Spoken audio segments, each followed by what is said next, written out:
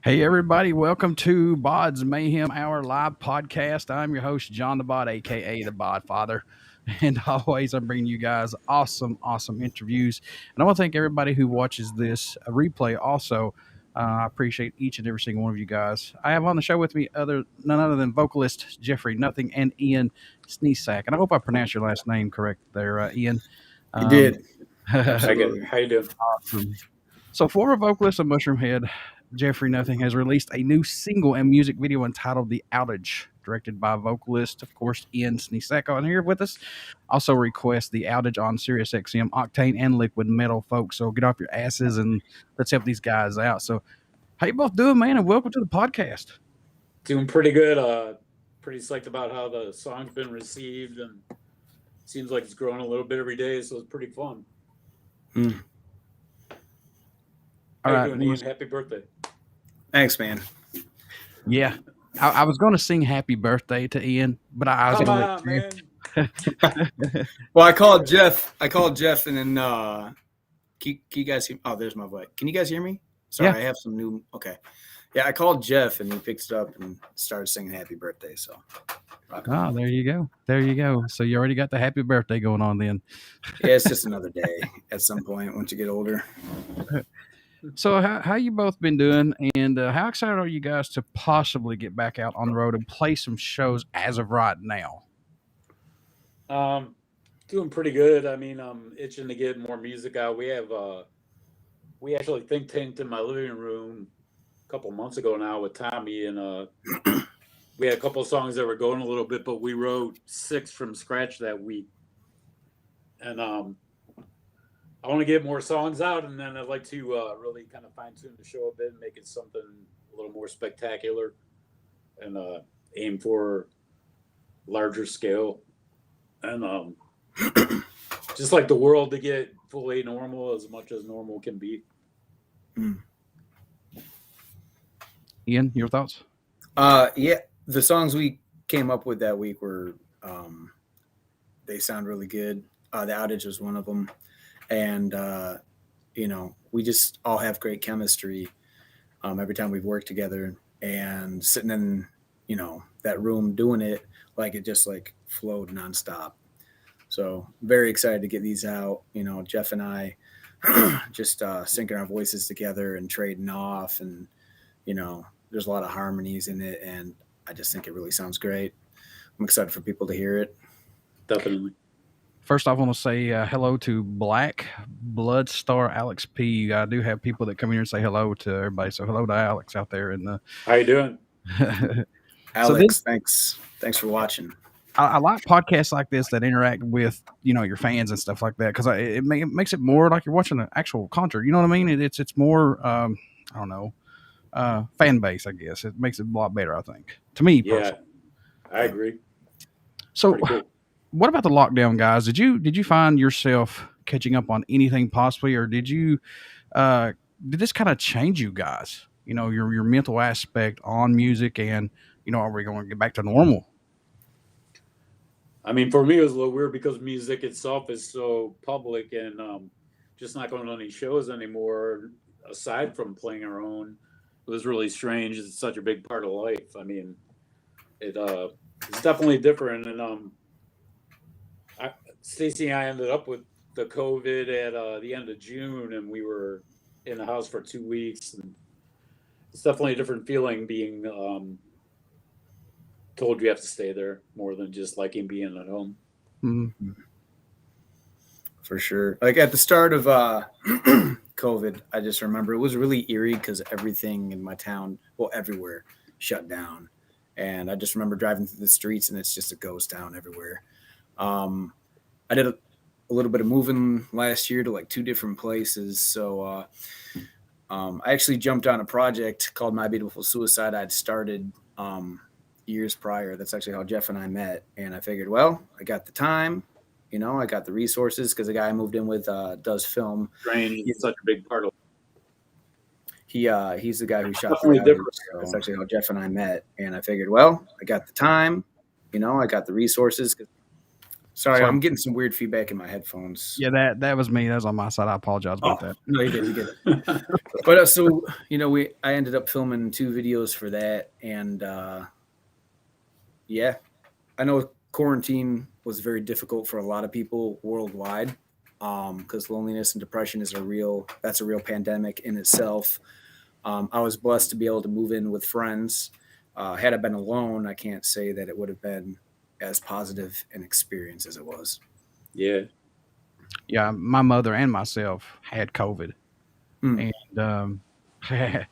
when it hits you, man, you're like, oh God, now I feel like an outcast. You know what I'm saying? It's like, now people are going to look at me like, oh God, you can't go around this person. And it's like, I didn't want nobody to look at me any differently than say, hey, it's John. You know what I'm saying? I'm sorry, I can't help I got it. So yeah, weird.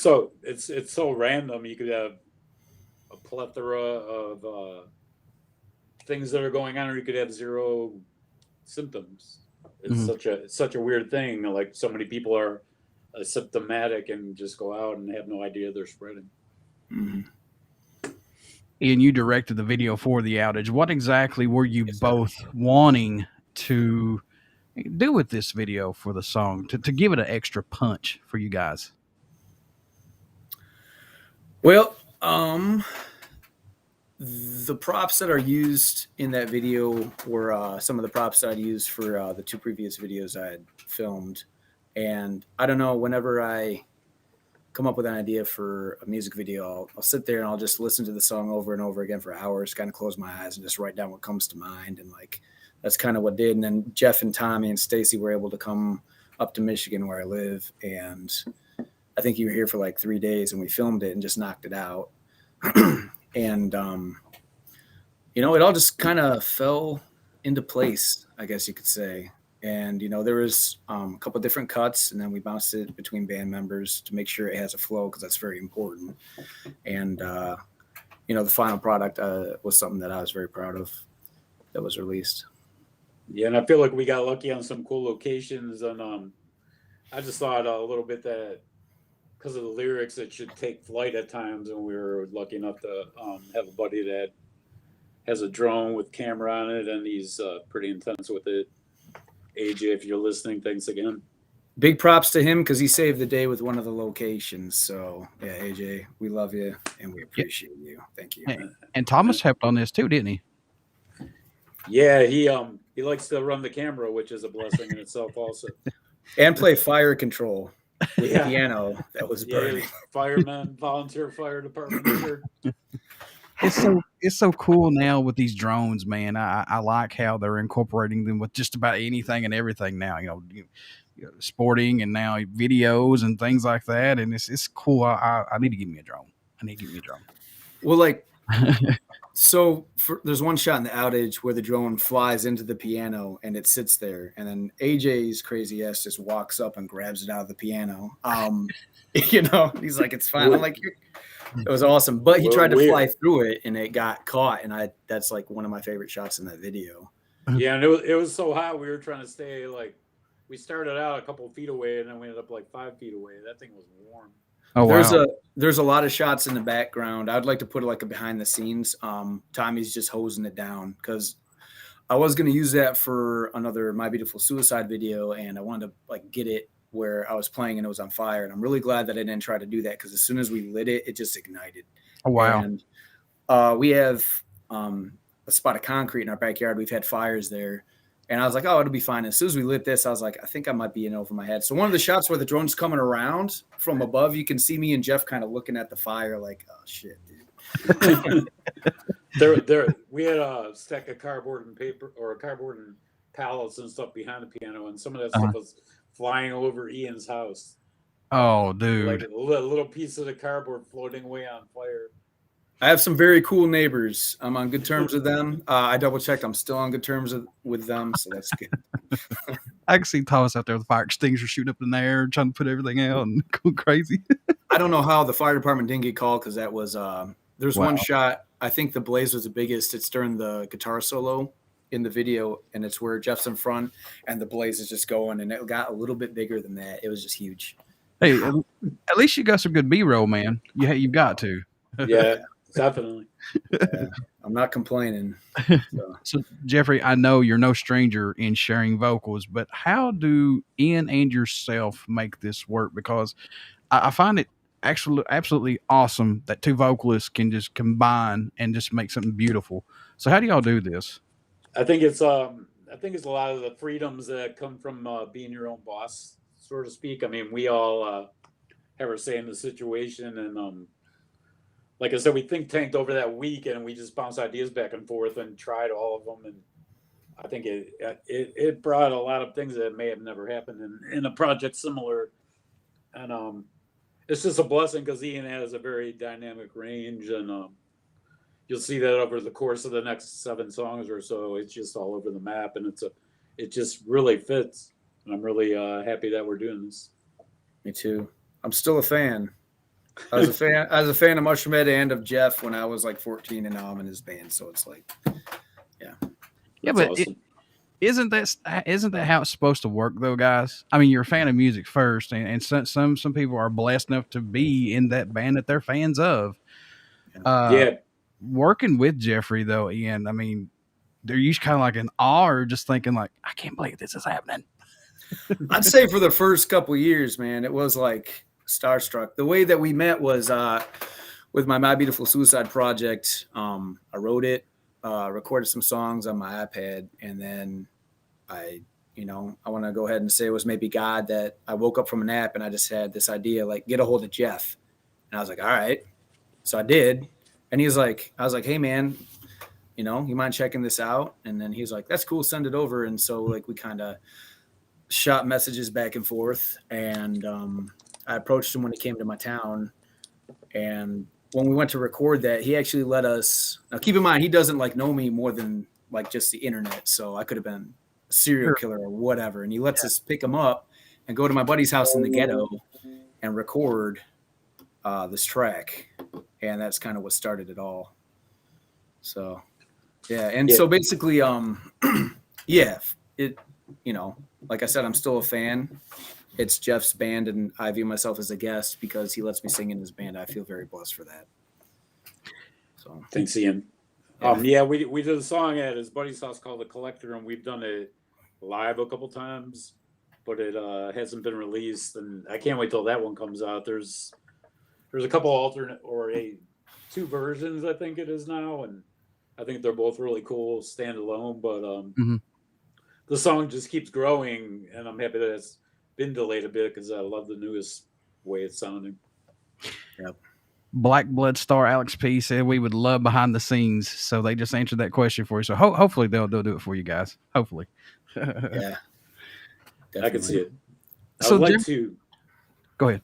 I'd like to get to where we're planning to release the song every month or so, and then I'd like to make an accompanying video for all of them, and eventually release a CD, DVD package, and then also vinyl. That's where I see this going. But there'll be definitely a lot of behind the scenes throughout those 8 songs, or however many we end up doing. Yeah, that was going to be my next question. Are you guys just releasing singles and then have enough out to do an EP and then full length? Because I know John 5 did the same thing a couple years ago. I'd imagine we'll just go just putting them all out and work on what we want to make the package, make it something extra special, and just go ahead and go to full album down the road.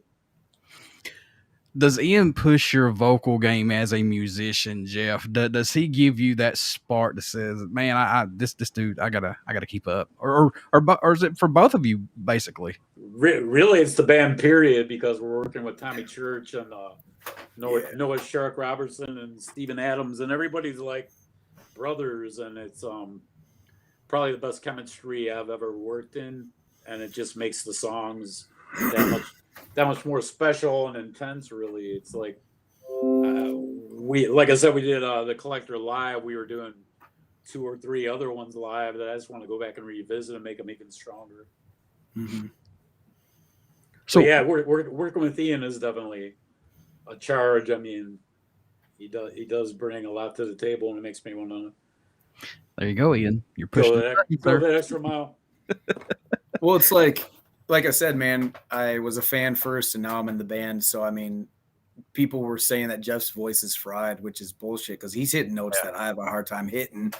And, so another thing is he's got like a 25-year career with Mushroomhead. And then before that, he was touring around too. So like he's got, a status and everything. And here I'm like the new kid on the block. Not that I have anything to prove, but it's like I want the end product. It has to be good. It can't be half-assed. It can't sound like shit. It has to be good. So when it comes to recording or live vocals, I do have like things I'll do to make sure I'm taking care of the vocal cords. Because, as a vocalist, you are the instrument. And as I was saying before this started, like everything translates into your performance. You don't get enough sleep. You're dehydrated. You didn't eat enough. Like people are going to be able to feel that and hear that.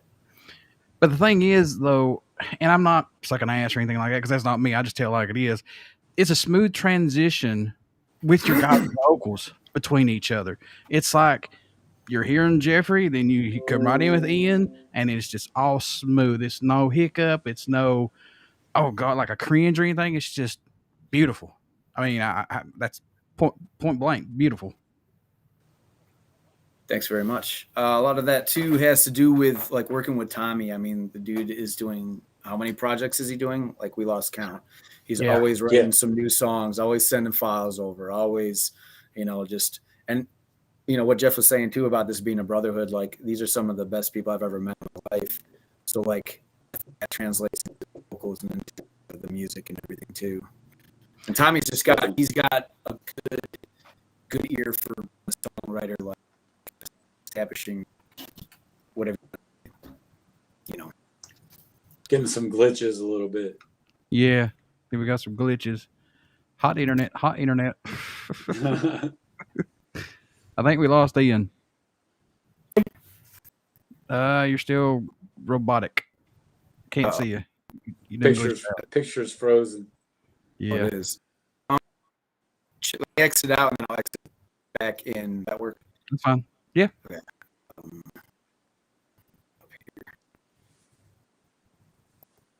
So will you add more ways of purchasing your tracks for people that don't use iTunes but still want the support that comes from Black Blood Star, Alex P?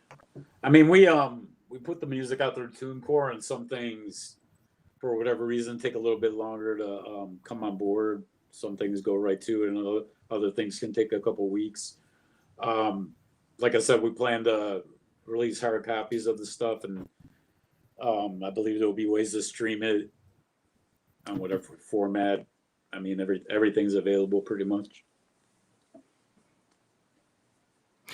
As a band, were you guys a little nervous releasing these singles right now, Jeff, or just want to get them out there and say, "Hey, look, we're here right now. We're still here." Yeah, I mean, like I was saying, we did the 8 songs, and we have others besides that, and I think we not really were trying to ever hold back, but we just kind of did. We've been sitting on stuff for a while. It just feels like the right time to get it out again. And even if it takes a little bit of time for the world to open up all the way where everybody can get out there and see shows and play shows, I mean, I think this is the right way to build to that. Ian, can you hear us? I can't hear you. No audio, brother. What about now? Can you guys hear me? Got you loud and clear. Got you loud. All right, cool. It must have been the headphones. All right. It's all right. What's impressed or excited you both the most about working on these new songs, if anything? What sticks out the most for the both of you? We really tried to do what we ended up finally being able to do for a few months. And I had never think tanked with Tommy and Ian before, and it was like a trial and error kind of thing, I guess, when you go into it, but it just all was so organic and natural and cool. I think these songs are probably the best music I've ever made. I mean, I can't wait to put out the next single, and really the third one is probably bordering on my favorite of the bunch, and then the one I want to put out fourth is just a very epic song. These songs go all over the map, and yet they have their similarities, and I think it's going to surprise some people. Definitely. Any tracks standing out more to both of you right now that you can talk about? I know these are your babies, and I know they must change every time that you guys listen. But are there any tracks as of right now that are sticking out for both of you, possibly? Ian, you want to take that one? I don't think it's bad if we say the names. I mean, it's still going to be a surprise. The next one coming out has like a really heavy chorus, and Stacy, listened to it, and the chorus starts out with me screaming, and she goes, "You sound like Randy Blythe." And I don't try to sound like anybody when I record, but that was a huge compliment, because Randy Blythe's one of my favorite vocalists as a screamer. I have like singing influences too, but as a screamer, I took that as a huge compliment too. So I mean, it's really rocking. And The Collector, obviously, that was like the start of our friendship. And it was a MBS song, and now it's a Nothing song. So I'd say probably the next two. I feel like I like to make The Collector almost like a mashup, just title wise, like Nothing / MBS. Yeah, because I definitely want version. Oh, sorry. Go ahead. I don't know which version we want to drop first, but I think we could do both. Yeah, we definitely, and one of the good things about how we haven't released, songs that we've had for a while is we're able to go back after not listening to them for a while and then listen with a new ear, and try new approaches. And I think that's what works the best sometimes. But the one after this next song we're releasing, I'm there with Jeff. I think that it's just a really beautiful song. The chorus is very like with our voices harmonizing. It just, it sounds really, really pretty. I mean, for me, that's a big part of music, harmonizing and things like that. Because I'm a big Misfits fan, man. I like that harmonizing and stuff. I love that stuff, that doo-wop shit. I love that. But yeah, to me, having the harmonization is like a different cookie you eat. You know what I mean? It's like 1,000 times or 1,000 miles an hour. You listen to music like that, and you go to this. It's so breathtaking. It's more relaxing, if that makes sense. That's cool. For Definitely. Sure. Yeah. Was there a song that you guys were working on that totally ended up sounding different than it was intended to, possibly? Did it take a major turn from where it started? Well, there was this one song I was working on with Tommy when Stacey and I had visited down in North Carolina, and I tracked some stuff. And then we ended up cutting out a section right before this big, gigantic chorus. It's not even really a chorus, it's a couple words. But Ian sang there, and then he had this other part that reminded me of Little Peep a little bit. And it's just, the song is all over the map a little bit, but it's very majestic. It's like it was a moving experience, to say the least. It's just, and just the way that song changed. I had originally wrote my part about my wife, and then it ended up being more about God, and it's just really cool where it went. I know what, the song he's talking about. Tommy had sent that to me, so I wrote my lyrics to it after I got sober, from the perspective of like all the people I hurt when I was drinking. So that's in there too. So it's kind of like Jeff's, writing it towards God, and then I'm writing about being a broken man, and then it comes together. It matches up very, very well. I forgot about that track. That's actually one I'm pretty high up on the list for excitement to release. And when that one comes, Angelic. When that one comes out, it will be called Something to Make Us Whole. Yeah. How much of an inspiration is Stacy for you, Jeff? Stacy just had her 7th surgery, and she's gone through chemo and radiation, and she's the light of my life, no matter what she's going through, and that's really how she is toward everyone. And she's a warrior, and she's a flower, and it's incredible, really, to get to experience this. How was working with John Connor of A Hole in the Head Productions on this video, guys? Ian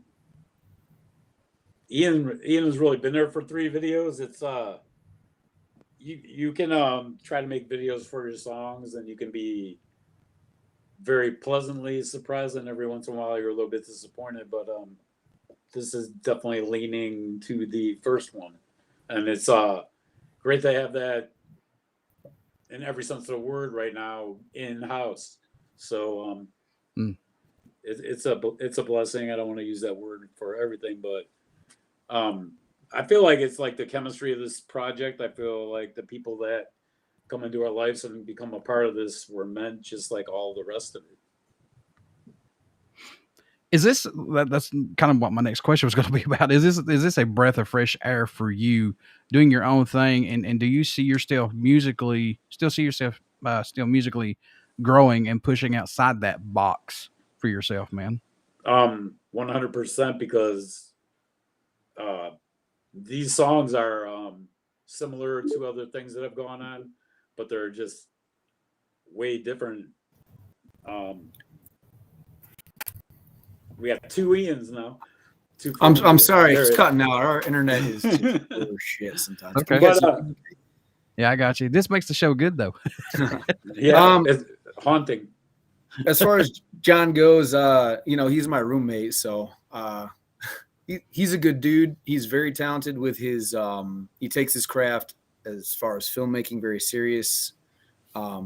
He also has a band with my other roommate called Curmudgeon, which Tommy's going to be producing their EP. It's like Rise Against style punk rock. But working with him, I'm kind of scatterbrained when it comes to translating all the ideas I have onto whatever. And so he's just very patient when I'm like, hey, try this shot, try doing this, And he's got a film, Whitechapel. It's on Amazon Prime. Just got into a couple festivals. That's his dream. How we are with music, that's how he is with film. So he takes his craft very serious. He took filming the Outage very serious, made it a priority, and I love working with him. He's doing the next single. He's filming that and going to edit it for us as well. So, what do you both hope everyone takes away while listening to your guys' music in general, if anything? What do you hope they get from these singles, guys? Want to start that one?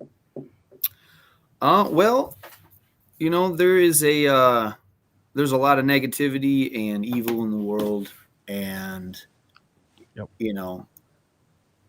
I don't necessarily cuss in my lyrics, but if I feel the need to, I will. So I guess it depends on the context of the song.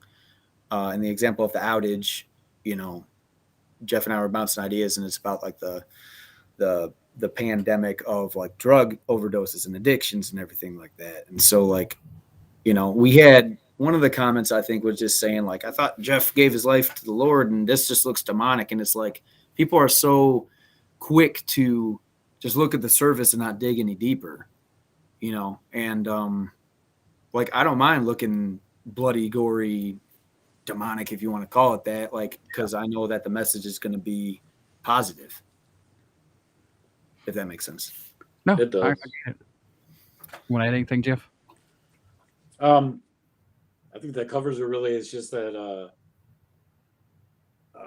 it's a little strange when you go from millions of people in your audience to a smaller number, but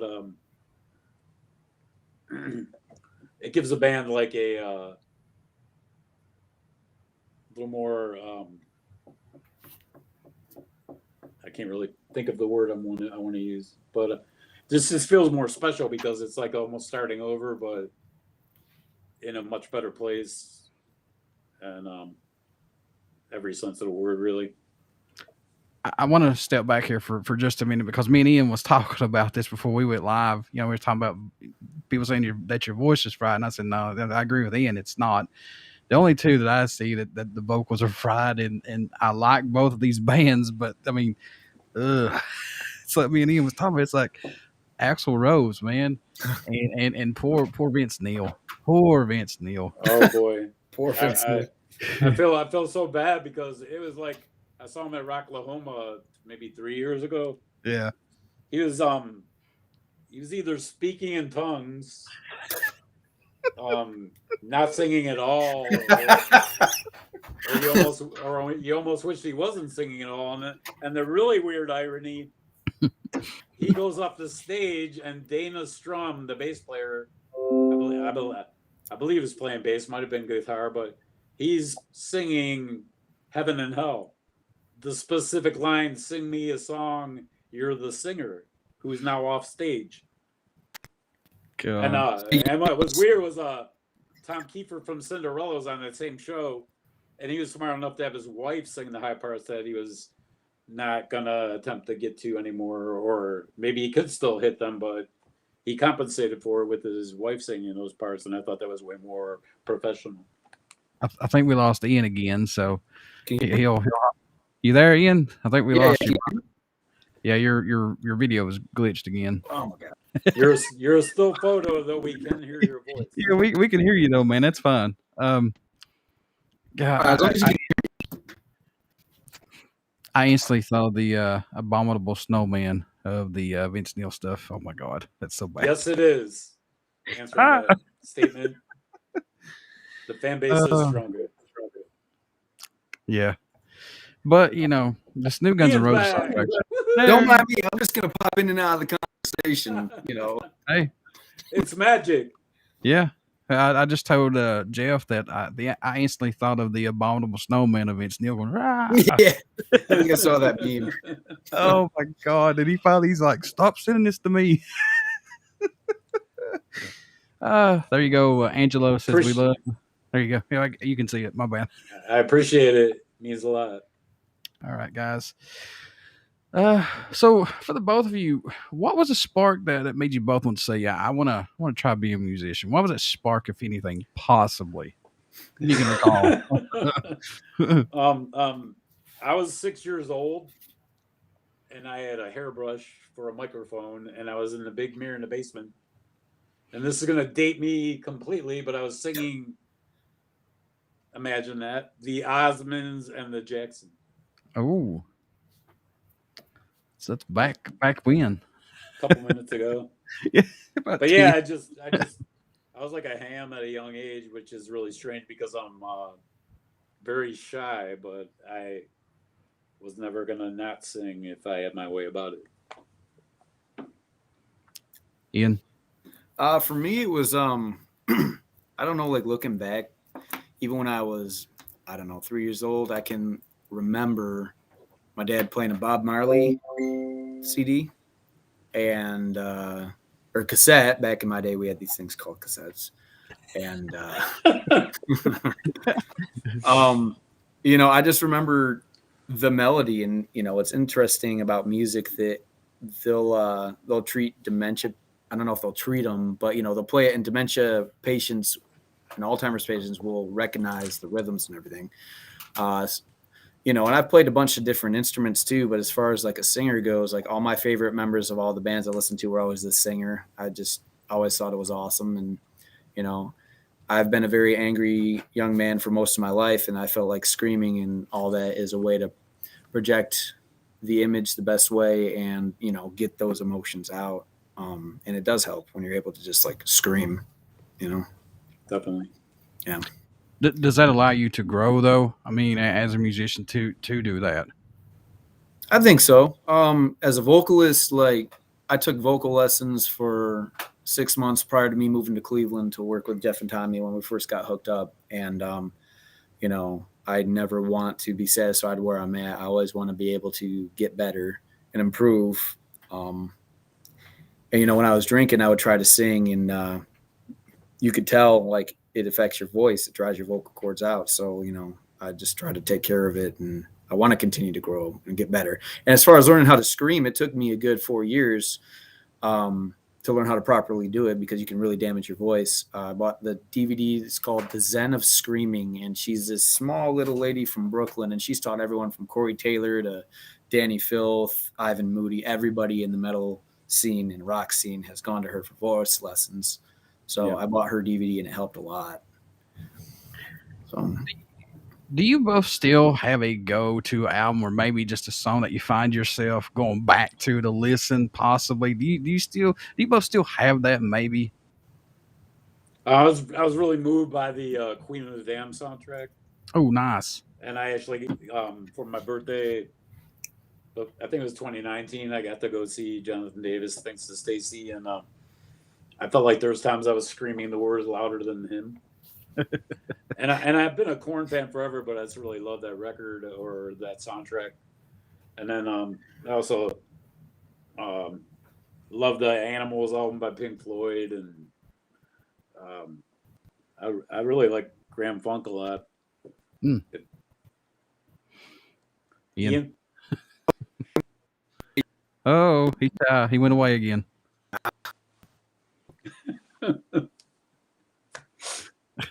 I think we need to get Ian some good internet. I can see Ian. It's like he's staring into my soul. Don't take my picture.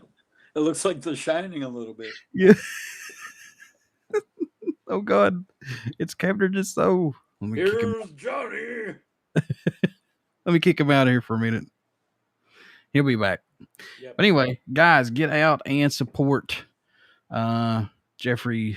Again, get out and also do this. Go and vote and request the outage on Octane, SiriusXM, and well, Ian's trying to come back, but he's. Can you hear me? Anyway, I'm sorry. I got you. I don't. You're fine. What's going on with this? It's live, man. It's live, so anything can happen. Everything will happen. So, folks, get out to Octane and Liquid Metal on SiriusXM and request the outage. Since Ian went away for a bit, I can get a couple things in here right quick and before the interview. And there's the outage cover. Get out, check it out. Also, please support these guys.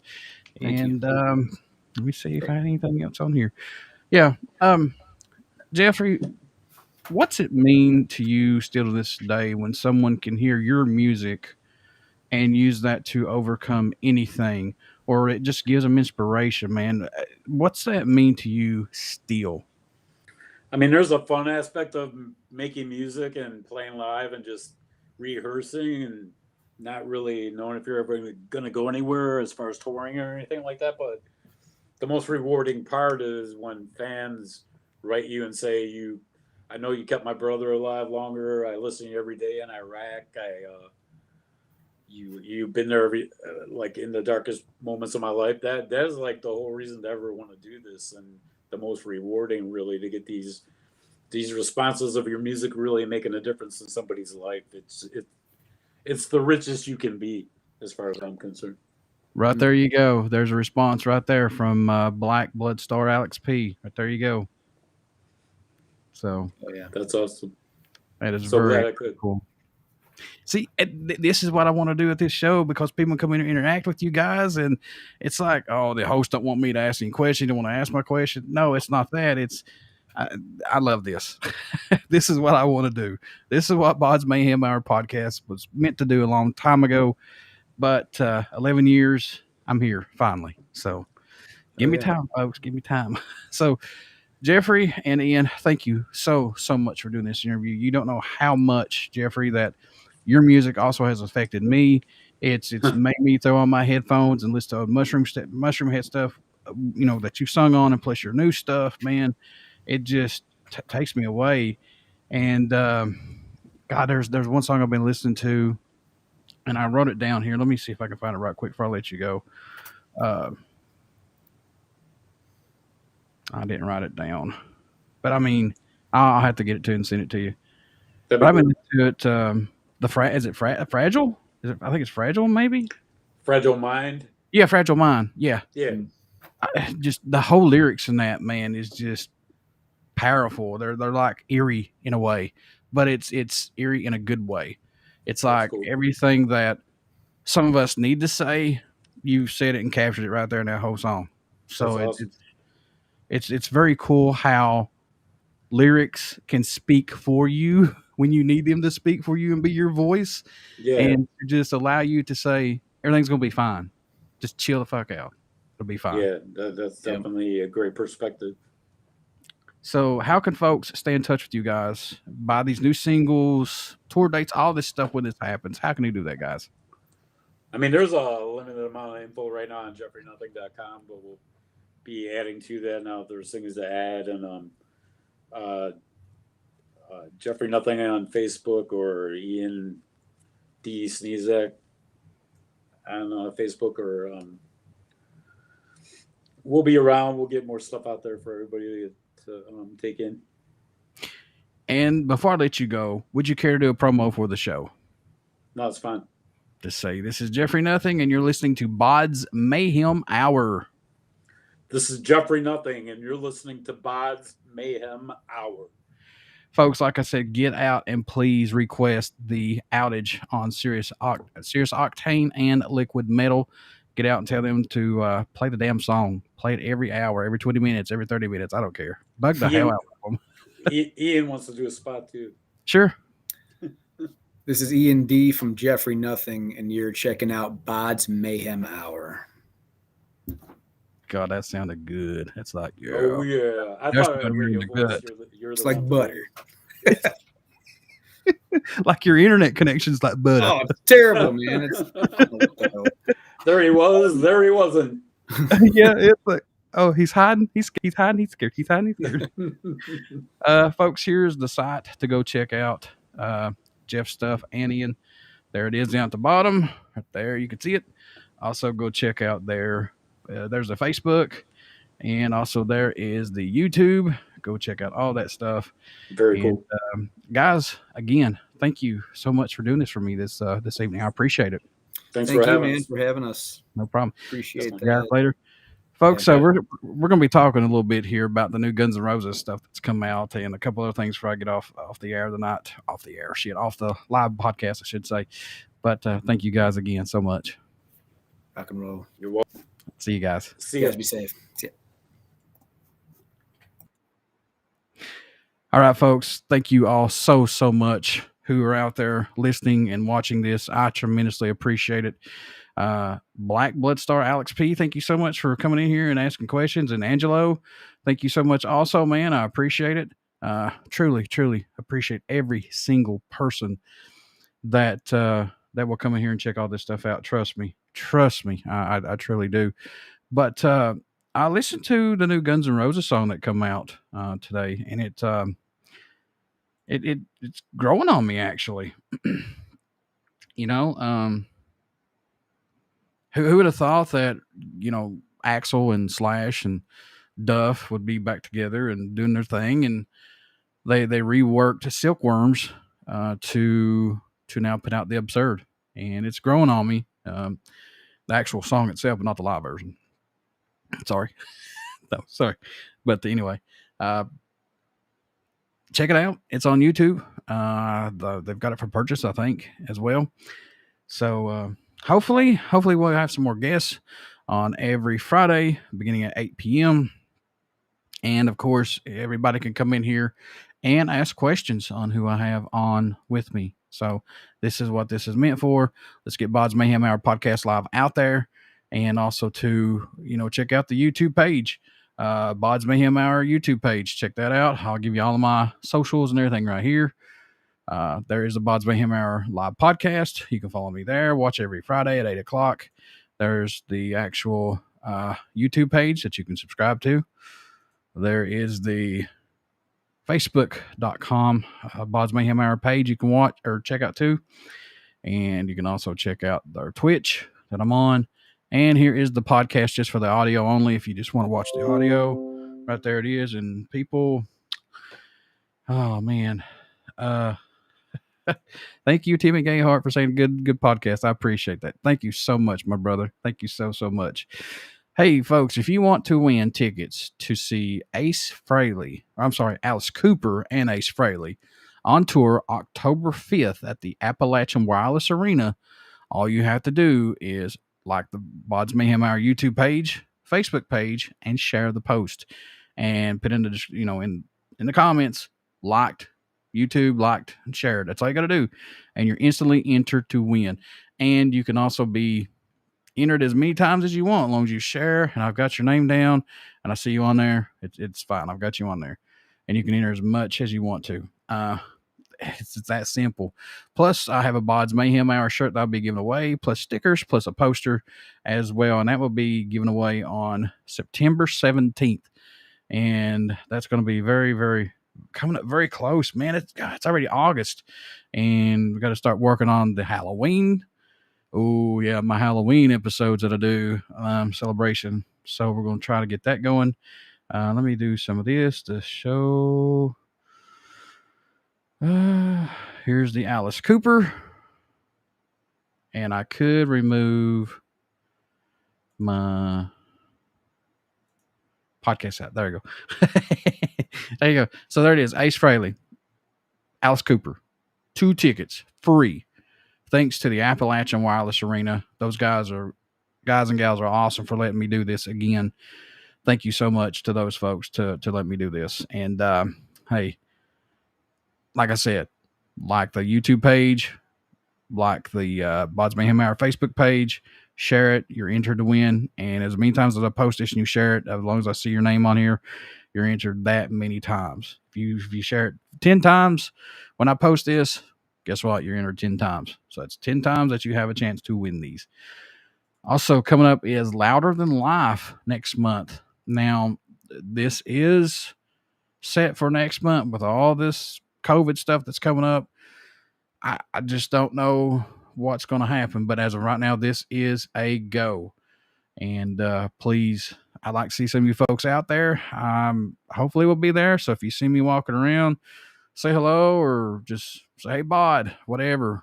I may buy you a beer. Who knows? May get you a pop. I don't know, some chips, something to eat. I don't know. Give you a high five or elbow, like an elbow, whatever, elbow. Yeah, that's what it is. And also, please go to SiriusXM on Octane and Liquid Metal and request Jeffrey Nothing's The Outage.